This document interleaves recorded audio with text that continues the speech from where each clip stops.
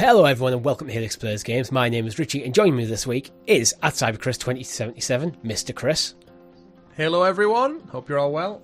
Hello indeed, and of course, Mr. Rob. Hello, again, just a regular hello from me.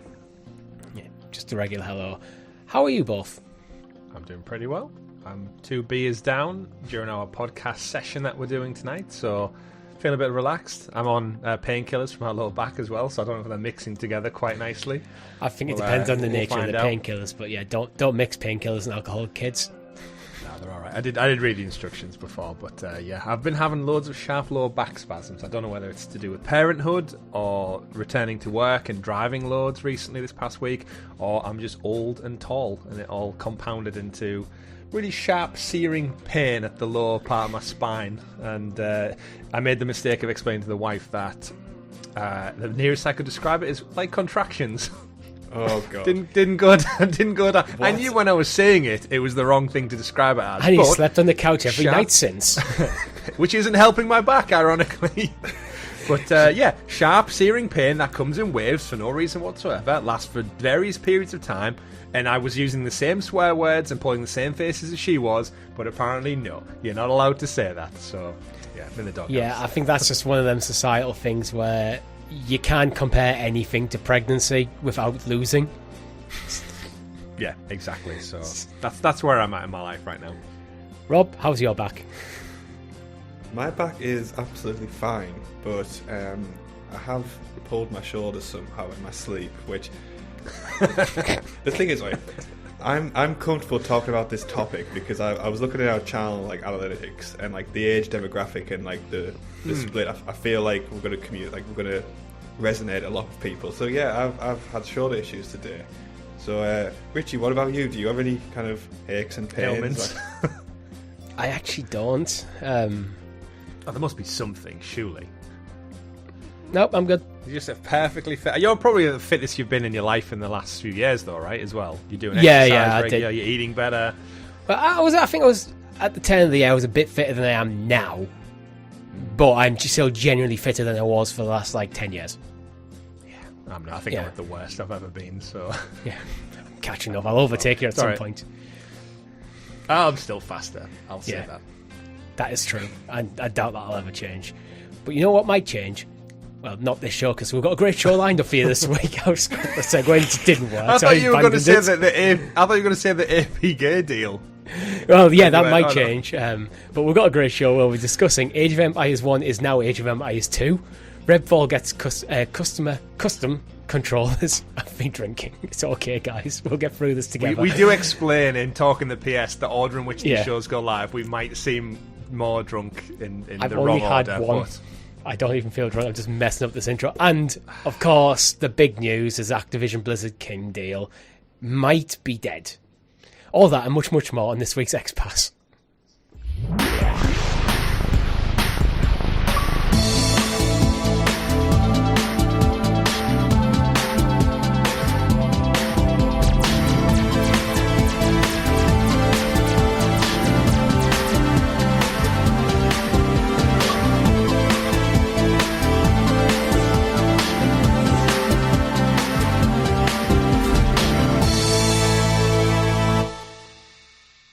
Before we get into it, make sure if you haven't already, you like the channel, subscribe to the channel or your podcast feed of choice with notifications turned on so you're kept in the loop with all of our great content here over at Helix Plays Games, such as our other podcast, Talking the PS, where every single Tuesday we break down all the gaming news that's happened for you in the PlayStation realm. We've got a good show we've just recorded, I thought. Some interesting topics we went through. Yeah. Our newest show, it's no longer a tease. It's coming up this week. We're about to record it. After this, we finish recording this show. Luna Listening, episode 1 will be with you now. Well, not now. We haven't decided what day we're releasing it. It's this week. It's coming. We're no longer teasing you about it. It's imminent. And we'll be pissed for recording it as well. Amazon Luna might be checking in, going, oh, they've launched the first one. Let's see what they're doing to talk about our brand and our new product that's just launched. And we're all there going, this thing called Luna, right? It's pretty good, you know? It's pretty good. Yeah, it's pretty good. Yeah, it's like, I like it because it's purple. You know what Amazon is? Amazon's loyal, right? And yes, absolutely. We also have our Anyway. live streams where me and Rob jumped into Command and Conquer Red Alert 2 Yuri's Revenge last week, and this week it's going to be Redfall, which is also in the news this week, as you'd expect for a game that's about to drop. It is. Lots of variety on the channel right now. Between like Redfall next week, Minecraft Legends, Command and Conquer, which is a hell of a throwback to a bygone era. The first looks up on the channel. There's Dead Island 2, first-person zombie game. We've got Jedi Survivor first look up. It's we're firing on all cylinders right now, gents. I'm planning to look into Arkham Knight on Luna. I don't know whether it's going to be a live stream or a first look. I haven't decided yet, but I've penciled in for me to do something there because it's now on Luna Plus. We'll talk more about that on Luna Listening. And you've not played it before? I've never played it before, so it makes me the perfect person to do the first look. Rocksteady's last game. Yeah. And we're still waiting on Suicide Squad till next year now, so worth checking out. You've got time, Richie. Yeah, I mean, the games that have always been on my radar, but just for whatever reason never played. And I've always thought, if it comes to a platform I have, like a PlayStation Plus or a Game Pass, that's the perfect time. And then, of all things, it came to Luna. So, well, I'll play it on Luna. Because I can. But we also have a Discord server. Links in the description for all our socials. Gentlemen, have you been playing anything interesting this week? Now we're on Jedi Survivor. We won't talk about it too much as we did on Talking the PS, but I played a bit more Minecraft Legends. Tried it on my phone with the Razer Kishi. Does not work. It does not. I mean, it works, but it doesn't translate to a smaller screen as well as I'd hoped it would. So I decided the best place to play is on the TV. I dabbled a little bit in FIFA, but for me it's been chipping away at the old Sackboy, and now I'm on to Jedi Survivor as my big focus point for the next probably a couple of weeks, because I'm no longer able to commit as much time as I probably would like to, so it's going to last me probably well into the summer, is Jedi Survivor, but I'm looking forward to it. Cannot wait. Realities of parenthood have finally settled in. And tiredness. As I said, I intended to play a big chunk of it this morning, and I had the rare opportunity to sleep in, and I opted for sleep instead.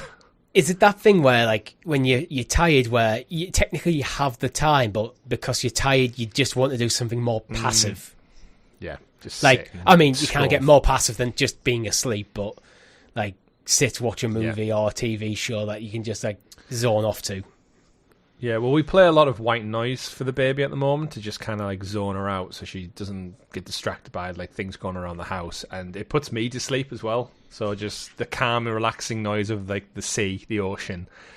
It works too well on both adults and babies apparently. So yeah, I'm just catching those Z's when I can, but playing games when I can as well. And the best thing for me is when we do it on the channel, because that's like a dedicated time I can put aside and say like I get to play games for 2 hours. So yeah, looking forward to it. I might join you on the Batman one.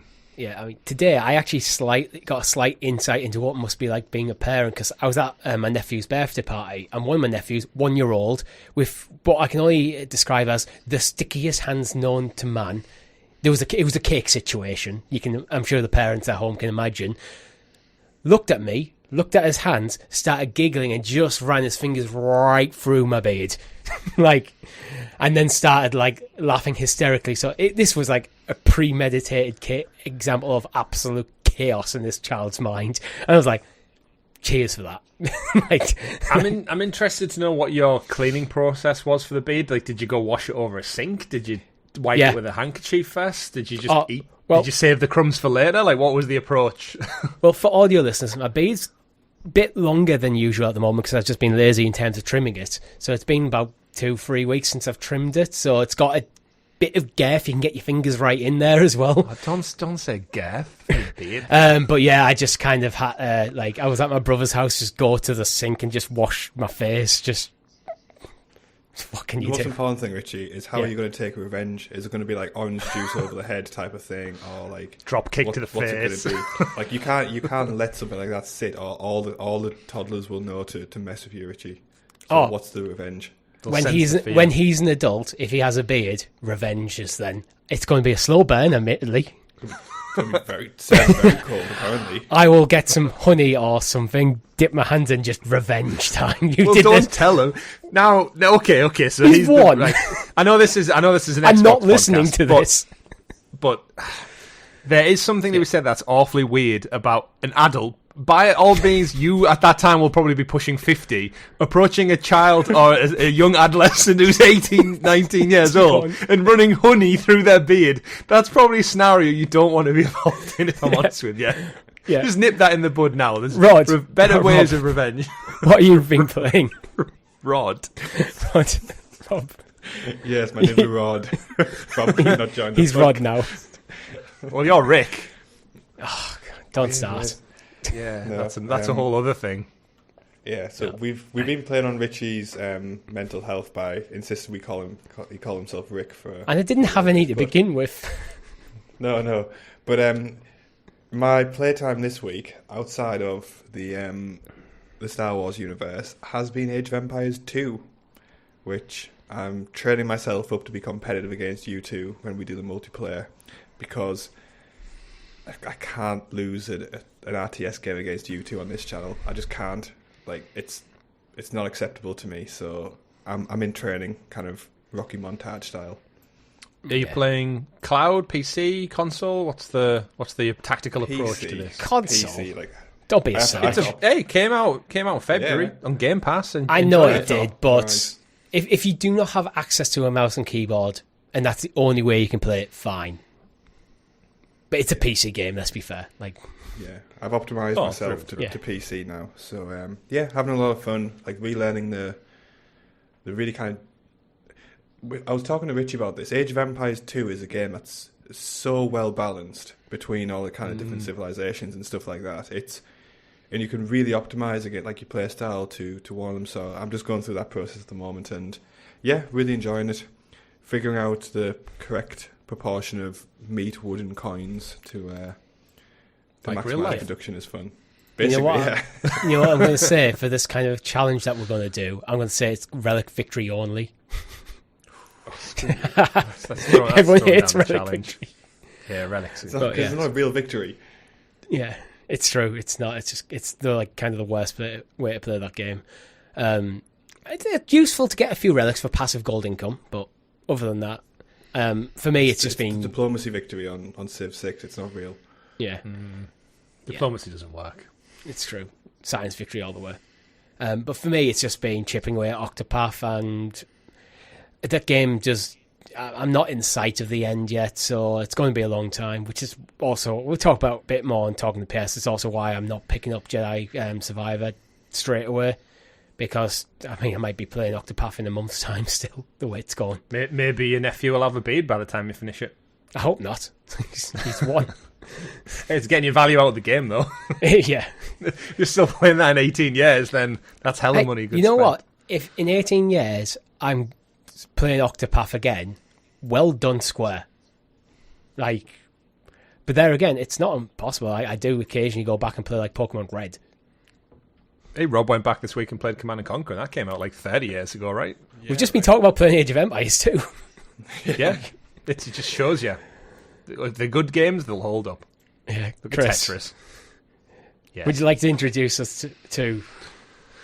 I would gladly introduce us to the excellently exuberant, excavated Xbox expose, a.k.a. The News. The News. And as always, our news is brought to you by our Helix Heroes, which you can join for as little as 99p over on the YouTube channel, which gives you early access to shows, custom emojis to use in chat, and our undying love. But it's actually been a pretty good week last week for us over Helix Plays Games. Few new records set. We've passed the 250,000 views across the channel history. I know for some channels will do that in a day, but 250,000, that's amazing, guys. Thank you very much for that. Add on to over 50,000 podcast downloads. We ticked over the 1.7 thousand subscriber mark. We've made over 700 videos, and we've been podcasting consistently for 187 weeks in a row without missing a single week since episode 1 of Sounds of Stadia. That last one's more of a pat ourselves on the back, but thank you for listening to them if you've been here the whole time. It all adds up. Yeah, we've seen a crazy spike. In like a World War II, like victory moments here. Just joined at the end. Yeah. That is fair. We've seen a crazy... We actually suspect we may have broke the YouTube algorithm finally after having such a lull when Google Stadia shut, we saw our channel basically stagnate, and as much as we believe we're putting out good content, it wasn't getting to the appropriate audiences. And the last month we've seen like a meteoric rise in subscribers, and for no rhyme or reason, it's ticking up, and we'll take it. I think it's shot up massively. So shout out to all you new people who tuned in. Hope you're enjoying the content. Yeah. Again, like, subscribe, do all the things. It helps us out. It helps us it helps us climb out of this black hole that the death of Stadia caused to the channel, and keep us growing as a channel and bringing you more awesome content. I'd be curious to know how many shows we've done all round. Like Sounds of Stadia, this show, Talking the PS, soon to be Luna Listening, and obviously discount the live streams, but the post-show, Cloud Quest, Side Quest, like collectively, we must be on. Post-show, Side Quest, Cloud Quest, you can kind of lump into a single thing, really. Yeah. We must be around 300-ish podcast shows. Oh, probably, yeah. Like, Interesting. Like 187 weeks solid, we've been at least one podcast, and for a good chunk of that time, we're doing 2 or 3. Then add out, first looks, live streams, and stuff on top of it. We've done some like marathon streams where we went for more than 12 hours on our like celebrations every year. Over a grand raise for charity. That's always a highlight that jumps out to me. And we shall continue. Oh, yeah, we shall. We shall continue with the news section, or rather start it. Activision Blizzard King. Who are they?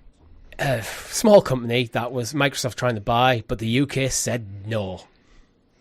The whole UK, it was included. Yeah. Rob, I'm going to throw this over to you first. What is your initial thoughts on like the CMA like blocking this deal?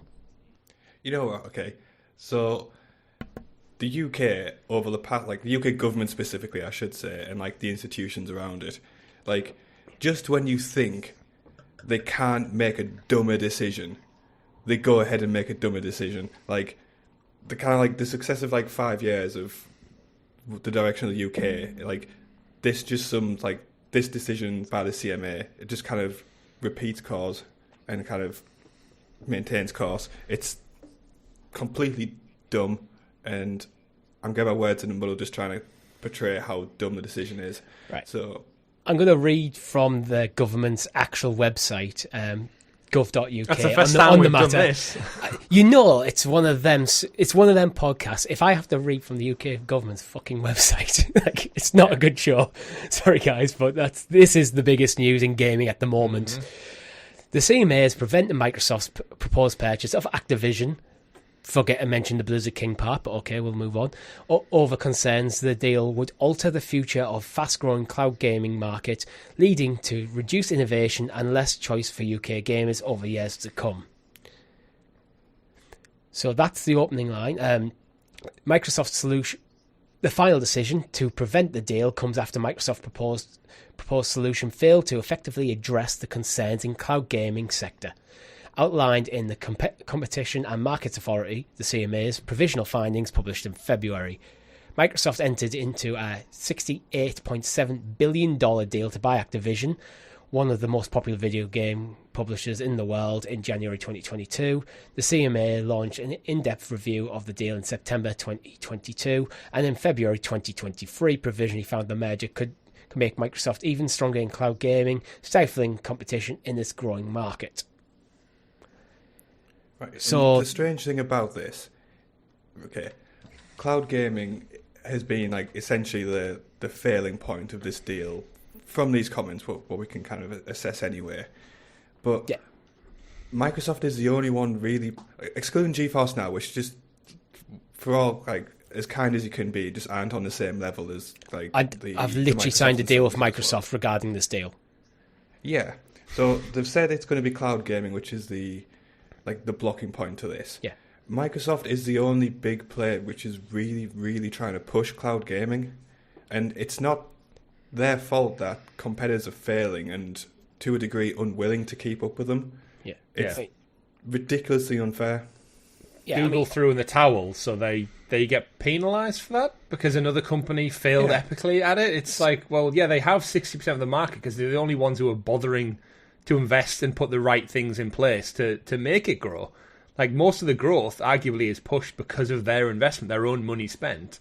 And it honestly, it baffles that this is what it came down to, was cloud gaming. Like, they say in the article, they go on to explain, they say on the official government statement, that the cloud gaming is going to be worth essentially equivalent to the entire music industry in the UK from 2021, which shows we know there's money in gaming. It's the biggest industry out there of entertainment.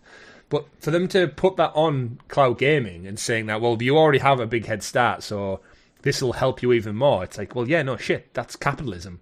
That's how it works. Like, they have a head start because they started walking before everybody else. It's not because like they've hopped in a car on a 5K and drove to the finish line. They just started running before everybody else.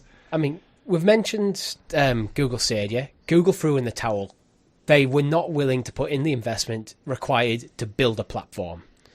GeForce Now, their approach is to not effectively build a platform, but to build what I stand by is a fantastic utility to allow access to PC gaming in the cloud.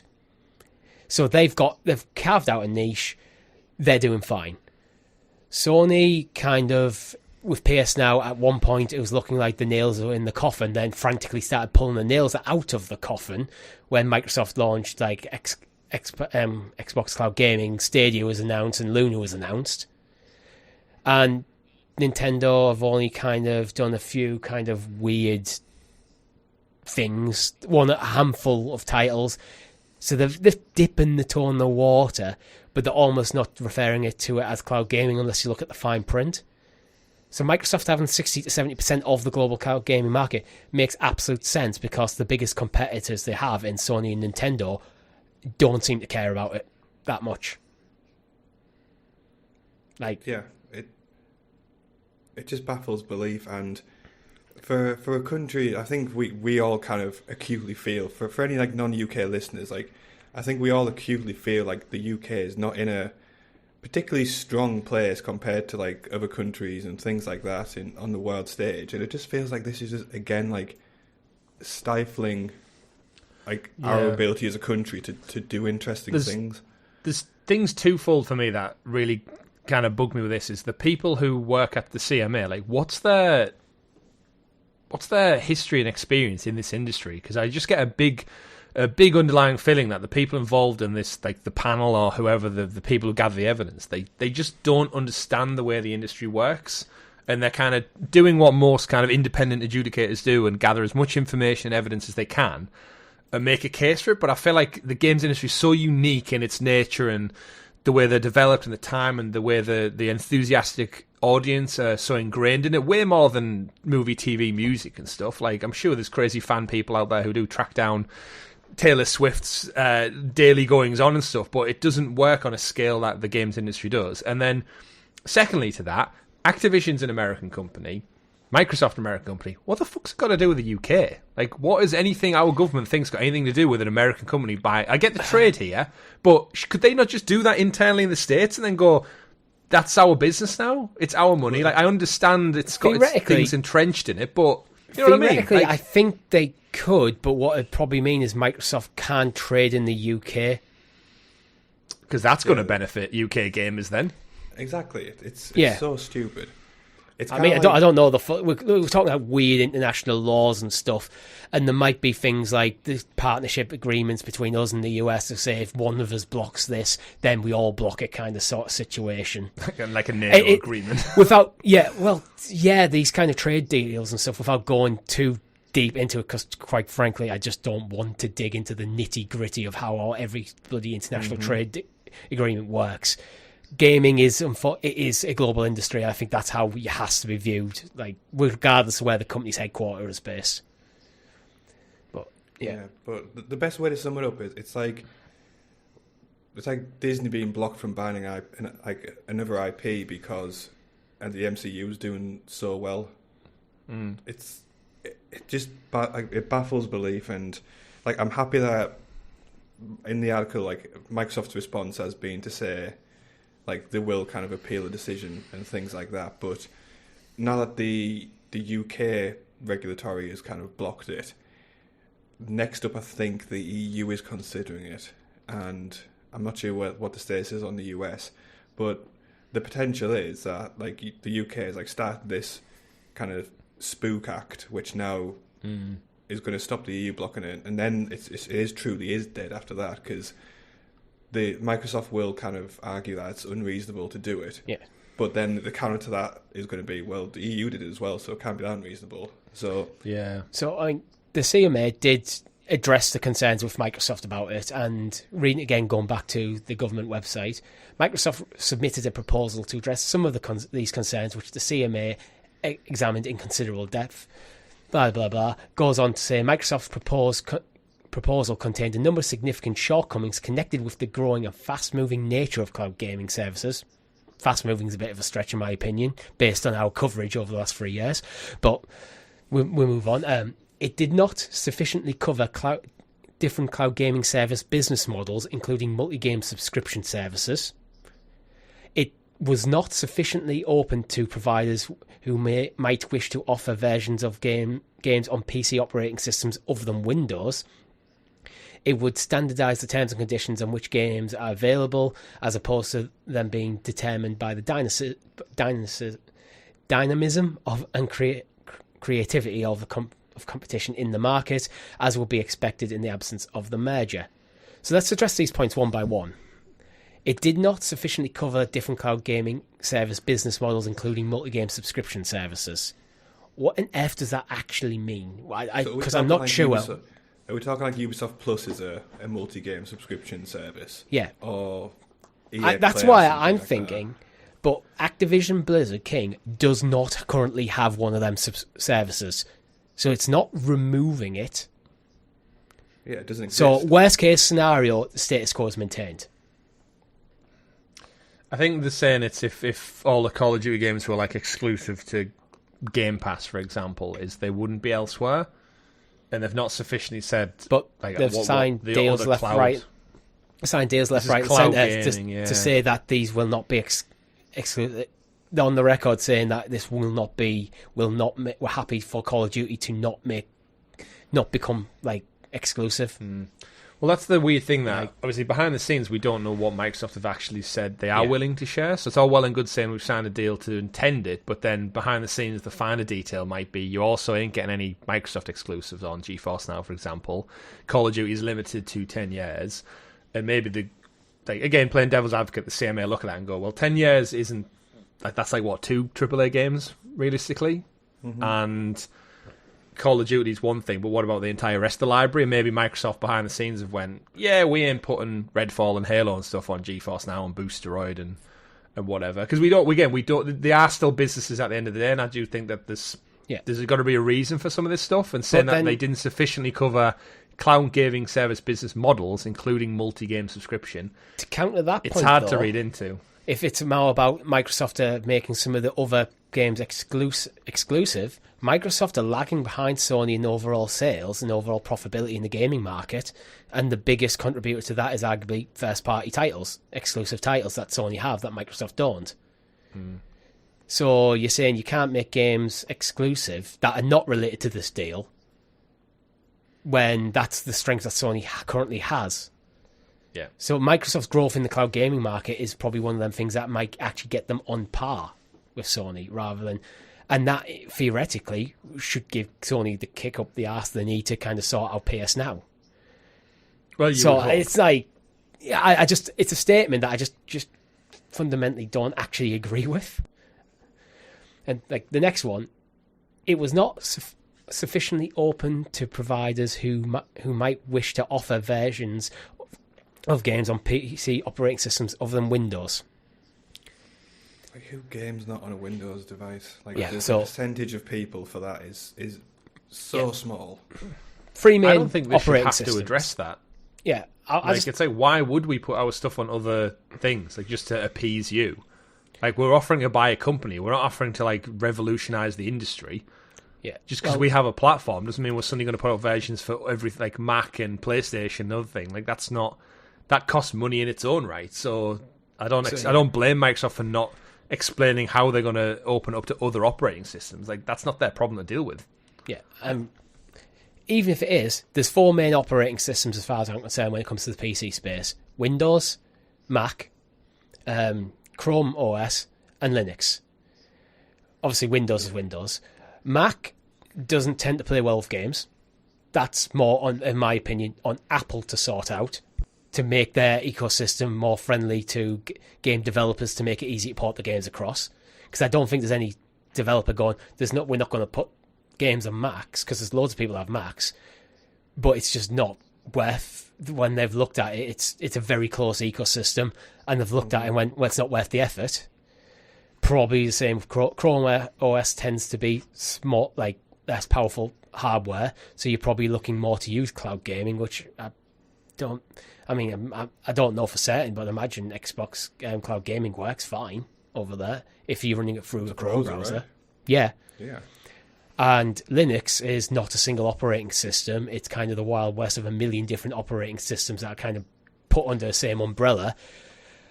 And that community will figure it out. Like, that's what the Linux community is. Yeah. Just ask Google how it worked out opting for Linux.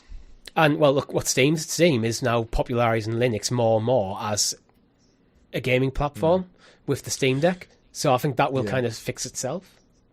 The interesting kind of quote at the end of that is, accepting Microsoft's remedy would inevitably require some degree of regulatory oversight by the CMA. By contrast, preventing the merger would effectively allow market forces to continue to operate and shape the development of cloud gaming without this regulatory intervention.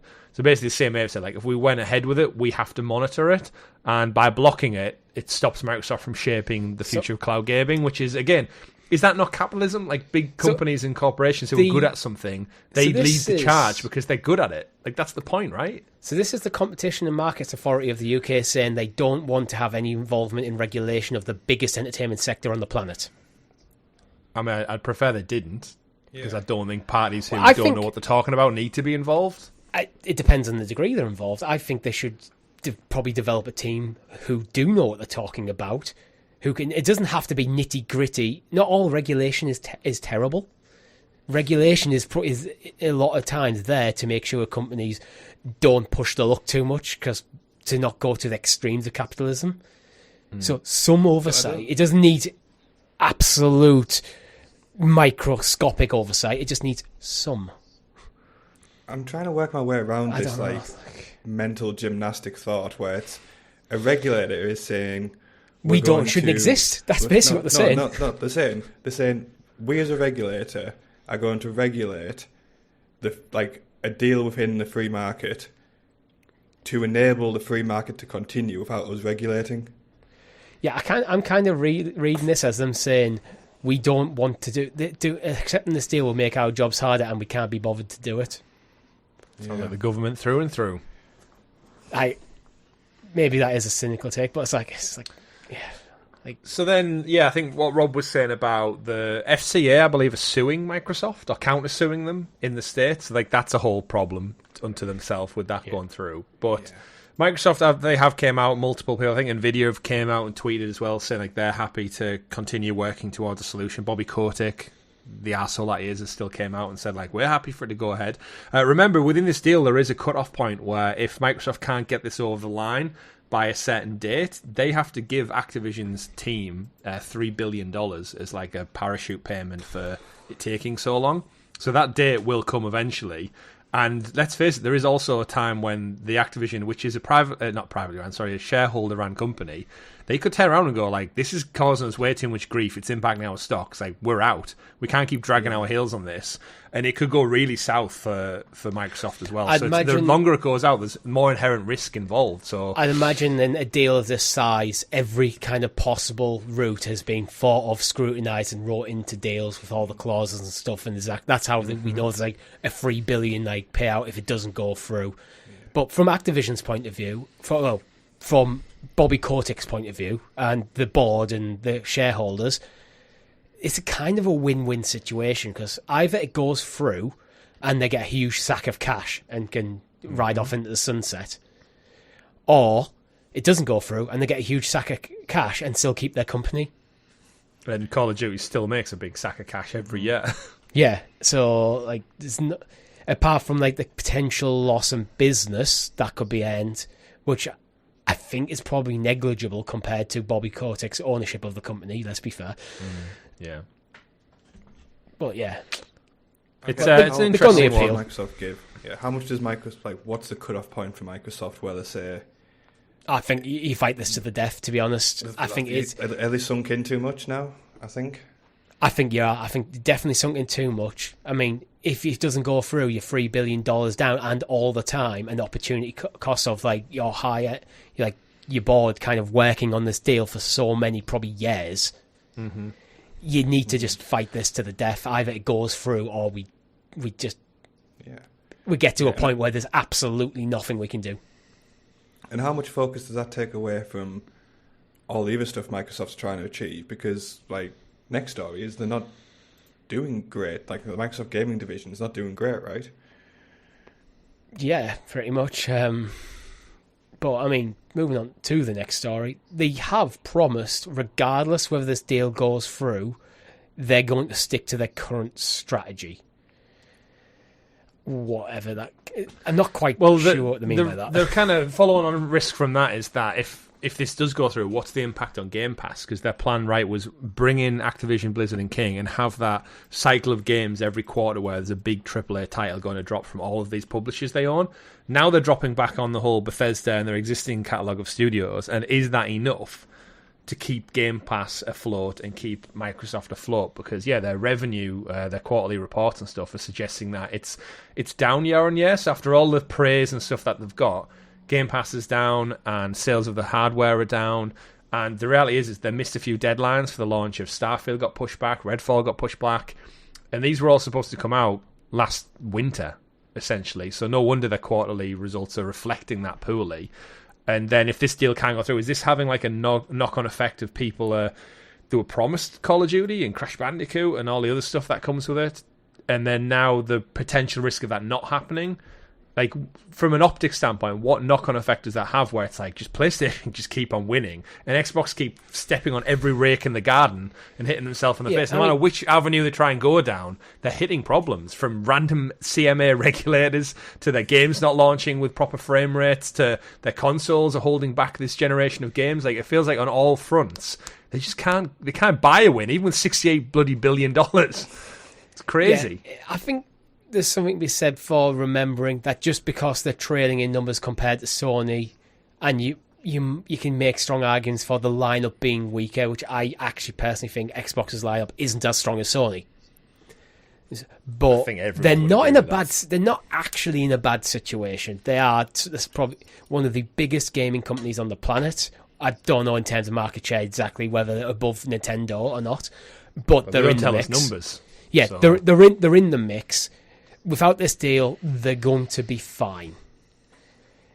But obviously, this is an opportunity cost that, like, having buying Activision, Blizzard, King, it gives. Well, I always like to make sure we put the King part in there, because King are huge in the mobile space, and mobile game, as much as why we're not that involved ourselves, is a huge market.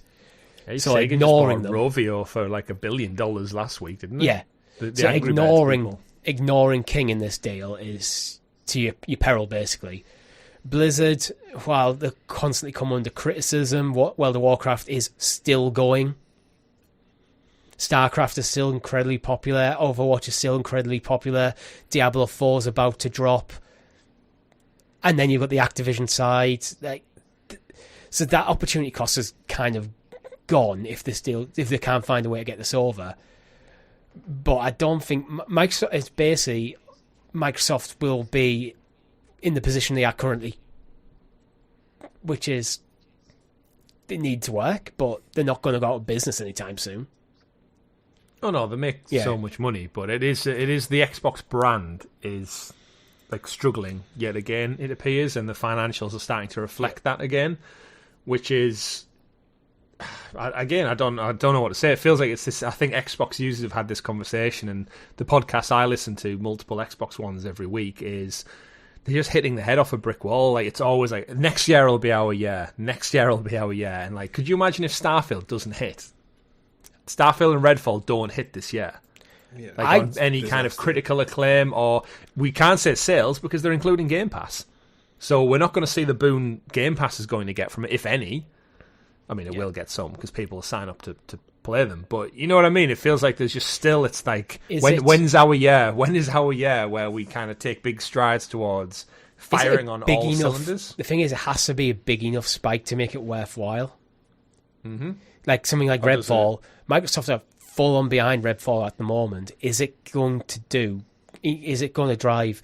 Like, we're going to play. We all have Game Pass, so it's not moving the needle necessarily for us. Yeah, they've got no more money from us. Yeah, we all have. I can't remember, Rob. Did you get Xbox All Access, like the purchase over time thing? So all three of us have basically committed to a 2-year subscription service to buy the Xbox plus Game Pass. So none of these titles are going to move the needle for us. You're not getting any more or less money for any games coming to the service because we're already literally committed to that. Mm-hmm.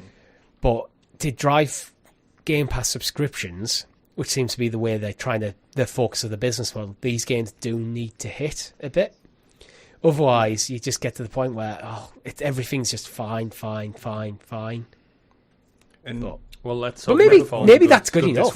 Like maybe there's something said. As much as I kind of quite pessimistic on like your 7 out of 10 games, maybe that is actually enough to sustain something like Game Pass, and it's a quantity more than quality situation. But I feel like over time that has detrimental knock-on effects of the brand, and like people don't associate Xbox with AAA quality like they do Nintendo and like they do PlayStation. Yeah, and like that's all well and good in the short run when people are on Game Pass, but if it keeps happening, it's almost like the seeds have already been planted and they're not bearing any fruit. And that's the downside to it, is when people's 2-year Game Pass All Access things are up, and maybe like times have got a bit harder, they don't have as much money, it'll go, you know what, I'll opt for a PlayStation, I'll opt for a Switch Pro, whatever it may look like, because the brand strength is just better. Oh, they lost out on that Call of Duty deal, and Redfall was shit, and the last Halo still isn't living up to expectation, and they still haven't got studios putting out games, so Game Pass doesn't even seem worth it anymore. It's just like a knock-on effect, and it does make me wonder. As someone who's still got another year and a bit left on Game Pass, I just really hope Redfall and Starfield just absolutely knock it out of the park, because they need a win to just pick everyone up off the ground, basically. Yeah, the thing is, with this deal, with this ruling, is this could set a precedent. So we've speculated and talking to the PS is like, could Sony buy Square? I don't think Sony can buy Square now with this deal, this ruling. Well, cloud gaming won't be a concern, so maybe. Yeah, we're not even involved in that market. Yeah, but you could argue that Square are kind of the market leaders in an entire genre of gaming. But this in like is the where JRPG it doesn't make genre, any like sense. there is other players, but when you think of JRPGs, you usually think of games made by Square Enix. Do we think it's just the sheer size, the number of cost that's got everyone's attention? Like, I feel if Japanese company Sony buy Japanese company Square Enix, the UK has got nothing to do with that. I think it's just because it's 68 billion, everyone's gone, oh, that's a lot of money. It is the size deal through, because on the side of the deal could have significant impact to the marketplace. So obviously, I think it's absolutely right. International regulators do scrutinise this deal. I just kind of largely disagree with their decision. It's the reasons behind the decision more than the actual decision itself.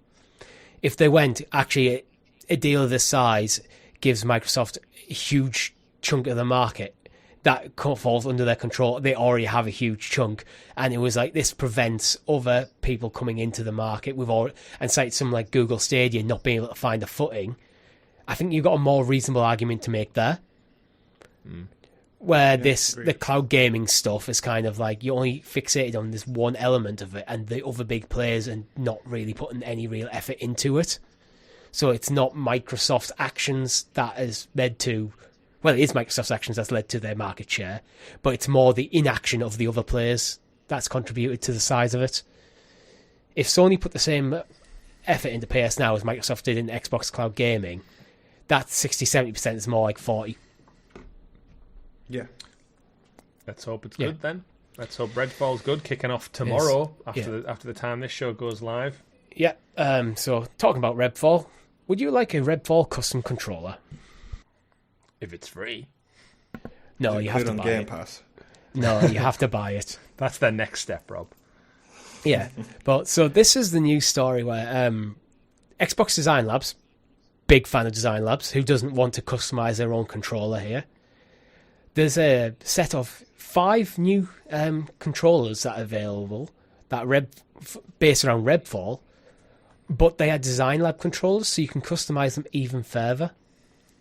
I think that's just pretty awesome, to be honest. Yeah, I'll give you that.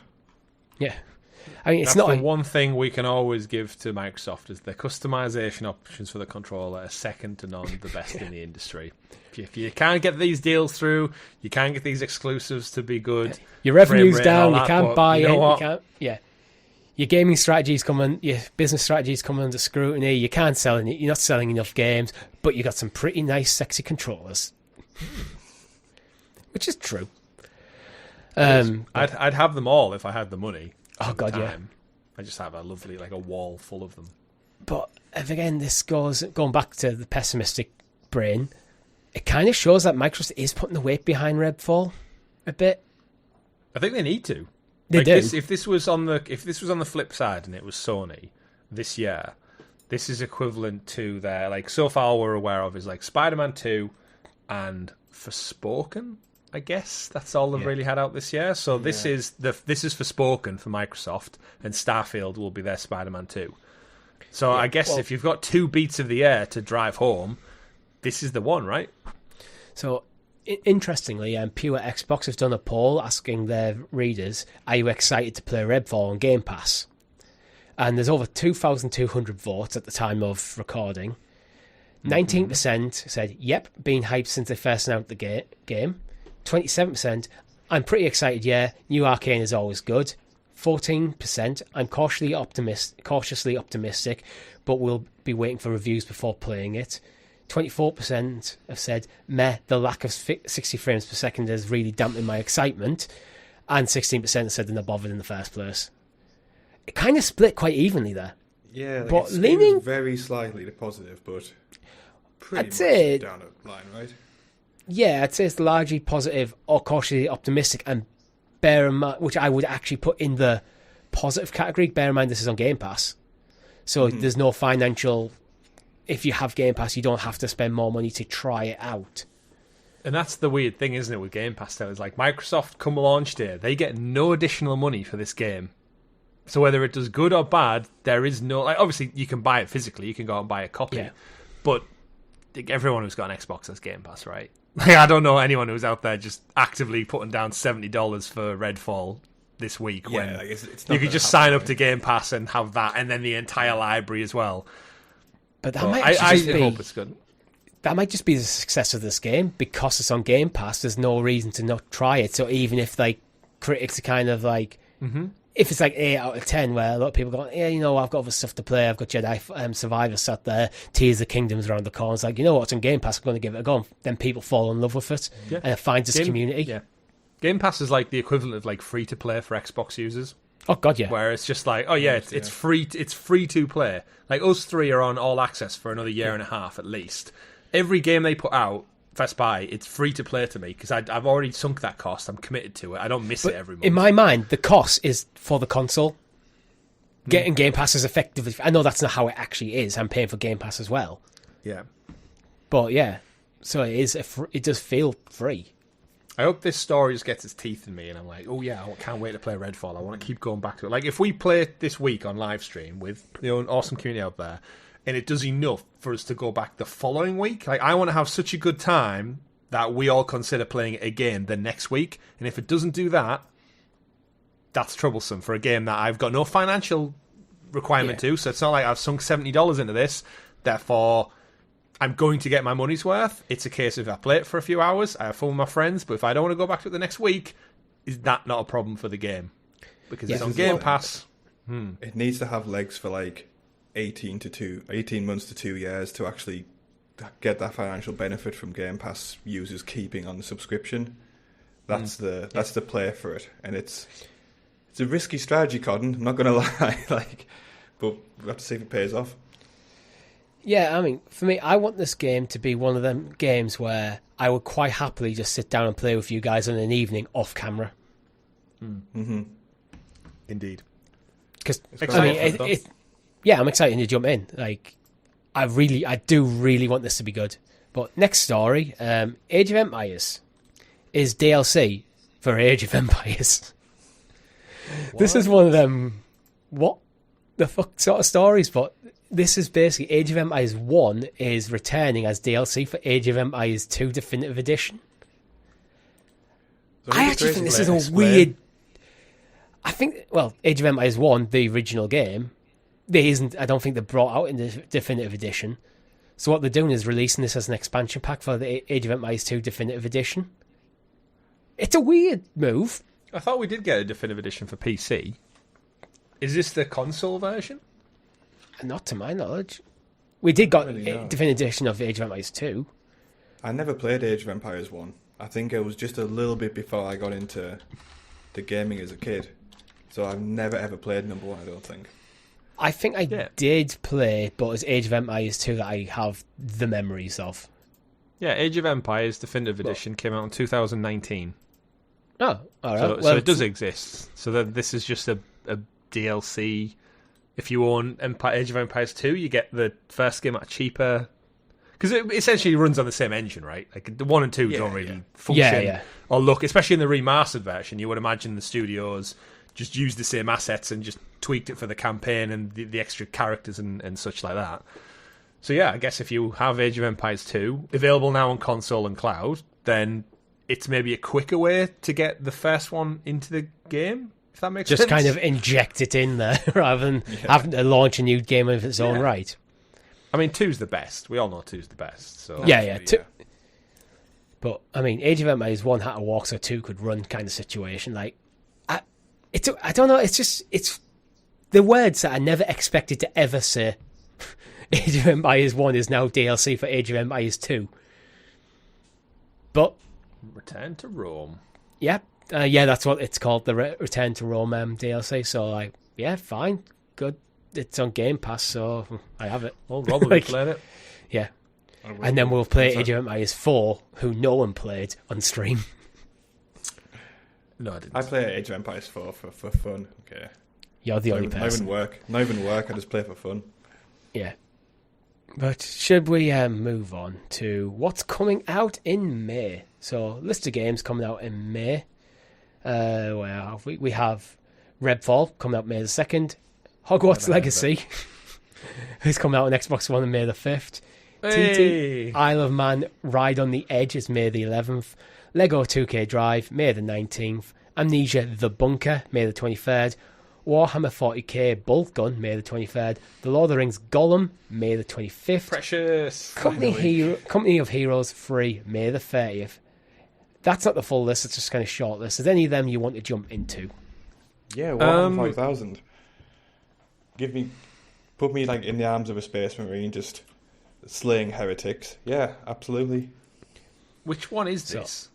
Load up your bolt gun and unleash the awesome Space Marine arsenal to blast your way through an explosion of sprites, pixels, and blood in a perfect blend of Warhammer 40k, frenetic gameplay, and stylish visuals of 90s retro shooters. Just like Doom. The graphics of this look very like Doom. It's like not 64 maybe, give or take a couple of years. Graphic fidelity. It looks fun, I'll be honest. Like, I'm watching the trailer now and I'm like, actually, you know what? It's £16 as well. It's a pretty good buy. Oh, and Warhammer why not? Gun. I've been getting back into the Warhammer world. I don't admit it to anybody except us. And like this kind and of hundreds of people who watch. Yeah. I admit it in a safe space, but I'm getting back into the Warhammer lore. Are you hyped for Space Marine 2 then, Rob? Because that's later this year, right? Yeah. I love the first So one. I remember me and Richie watching the trailer, thinking like, I remember watching it along and saying like, oh, it looks like the Space Marine game from like I had it on the PS3, and then it got to the title screen, it was like the sequel. It was like, no way! Like a decade plus later, the sequel is coming. In Warhammer, both 40,000 and like the fantasy one, it's got such a soft spot in my heart for like when we used to paint the little figurines and hang out in my garage with like a big piece of wood covered in sand and glue and little rocks from the garden dug up and stuck down as like monuments. And these games just look great. But this one, I'd never heard of it prior to Richie mentioning it, and just looking at that clip, it's like I'm just getting such good Doom vibes of it, and the world of Warhammer 40k is so good. Then for that price, sounds like an absolute blast for a couple of hours. Yeah, it sounds like great fun. Like, we're all Lord of the Rings fans here. Gollum, doing anything for you yet? I want to play it just out of like a morbid curiosity to see how bad it looks in comparison to Peter Jackson's Gollum and the voice actor compared to Andy Serkis. But I am a massive like Tolkien fan, so I'm kind of like, if I can put aside the visuals of the New Line trilogy, and just enjoy it for what it is, which is, it sounds like a telltale third-person adventure with Gollum. Yeah. Whether I have the patience or the time to play it at the end of the month, we'll see how far through Jedi Survivor I am. But beyond Star Wars, I've got no games in the pipeline for the rest of the year. So if I've got something I need to play, then that's probably the top of my list, actually. I'm kind of... For me, this is one of them games where I would quite happily not play it until it inevitably drops like Game Pass or PlayStation Plus at some point in the future. And it's going, oh, you know what? That now's the time. Like, it's not a must play. And again, the problem with this game is May. You bring out a game in May where we have Jedi Survivor and Tears of the Kingdom. They are much more appealing to me than Lord of the Rings Gollum. So I would intend to play both of them before I'd even really consider this. And remember, this was originally slated for the day before the Rings of Power series was about to start. Yeah. And they missed that window, and that would have been the best for them. Wasn't this the first... I remember this right. The first next-gen title announced? Yeah. And then here we are 3 years into the life cycle of next-gen, and it's missed its boat twice now. For marketing and conversation. You know what? It could come out and review really well. If someone reviews it who's maybe a Tolkien fan and just goes, yeah, I had a blast. I learned stuff about the lore that I never knew. I had a fun story. The gameplay was exciting. It's like a stealth espionage Gollum game. Then the key for me is it needs to be a good addition to the lore. Mm-hmm. If it's a good, it tells a really good story. It fills in some of the details that you might have been curious about what Gollum was up to in his travels before he was captured by Aragorn, that sort of stuff, and go, you know what, I could be into that. Just is learning that story, playing through that, even if the gameplay is kind of just fine. This is one of them 7 out of 10 games because it's Lord of the Rings. The story might just drag me in to go, you know what, let's do it. But again, Tears of the Kingdom, Jedi Survivor before it. So maybe that means it's months down the line, like back into the air. Customize his little crotch pouch thing. And, you can loincloth. Yeah, you can pay for different coloured loincloths for Gollum. Did you guys actually see the controversy around if you buy the deluxe edition or the precious edition, as it's actually called? It comes with... You get chucked into a volcano. No, the elves speak Sindarin in their native tongue, and if you don't buy the precious edition, they just speak straight up English. So they're gatekeeping language assets behind... It's a bit interesting that they've obviously recorded the lines, and it would be probably beneficial for the game's quality to have the voice there, but no, only if you get the precious edition. It's one of them things that I think is more controversial because that file will actually be on disc. Yeah. Like, it's an artificial paygate, Who knows? It almost would have been better off not telling people about that and then, like, announce it later, or we're bringing in DLC so you can all the elves to bring in Sindarin. It's an interesting one. On the flip side, though, I was going to say Lego 2K Drive. I was a massive fan of Lego Racers back in the day. It was one of my first PC games. Driving around as like a little pirate car on the beach and stuff, and collecting colour bricks. I remember that one. It's that essentially was great. it's just Mario Kart, but with Lego cars. You can be the pirate, the policeman, the whoever. No branding, no franchise attached to Lego, as we're familiar with now. It was just, make your own Lego character, make your own kart, probably 5 maps, racetracks is probably the max. I had it on PC, and it was super fun. And Lego 2K Drive came out of nowhere. Welcome to Bricklandia. It seems to be the same thing, but modernised. So I'm a fan of kart races. I won't pick it up because I've got other priorities, but I'd check it out one day. If it came Game Pass. Again, this is a total, like, if it was on Game Pass, we'll definitely do a stream situation. Mm-hmm. But just to wrap up the show, we don't usually touch on Games of Gold because, to be perfectly honest, I think it shouldn't exist. It should just be done now, in my opinion. But the reason I am bringing it up, is because there's 2 games coming this month. Horror, which is a travel through the beautiful mythological inspired world of Horror, plays a titular fairy returning to her homeland to reinvigorate the terrain and its inhabitants. This is a soothing, meditative puzzle platformer. Yeah. Are you interested? I can't say I am. It looks like what was that game you played, Richie? Back Child in of Light. Stadia. It's just like it's like the kind of watercolor Lost comic book. Words. Oh yeah, Lost Words. What I was thinking more of. Child of Light, but which is kind of a fairy tale, like action app, like cute. turn-based RPG. Yeah, but the one that made me want to bring this up is one of the best racing games of all time, Star Wars Episode 1 Racer. Wow, games for gold, smashing it out the park. Yeah, The classic returns. So- Bunga, they're side by side.